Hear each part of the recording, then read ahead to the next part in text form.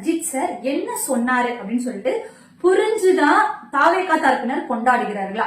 தாவேகா தரப்பினர் என்ன நினைச்சிருக்காங்கன்னா, அஜித் சார் விஜய் எந்த தப்பும் பண்ணல, விஜய் மட்டும் இதுக்கு பொறுப்பு கிடையாது அப்படின்னு சொல்லிட்டு விஜய குற்றம் சாடல அப்படின்னு சொல்லிட்டு தாவேகா தரப்பினர் கொண்டாடுறாங்களா? அஜித் சார் என்ன சொல்றாருன்னா, ஒரு சமுதாயத்துல நடக்கக்கூடிய எந்த ஒரு நிகழ்வுக்கானாலும் அதுக்கு ஒவ்வொரு தனி நபருக்கும் பொறுப்பு இருக்கு அப்படின்னு சொல்றாரு. இந்த பொறுப்போட நடந்திருந்தால் கரூரில் அப்படி ஒரு துயர சம்பவம் நடந்திருக்காது. 140 கோடி மக்கள் இருக்கும் இடத்தில் கூட்டத்தை கூட்டி தனது பெருமையை மிகைப்படுத்தி காட்டுவதை முற்றிலும் தவிர்க்க வேண்டும் அப்படின்னு சொல்லிட்டு பலார்னு அரையிற மாதிரி ஒரு விஷயத்த சொல்றாரு. கூட்டத்தை கூட்டுறது ஒரு கெத்து கிடையாது அப்படின்னு சொல்லிட்டு வாழைப்பழத்துல ஊசி குத்துற மாதிரி திட்டுறாரியா, இதெல்லாம் செய்யறாரு.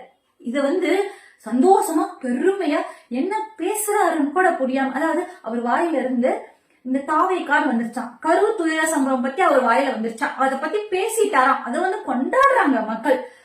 தலை என்னைக்குமே தலையாதான் இருப்பாரு.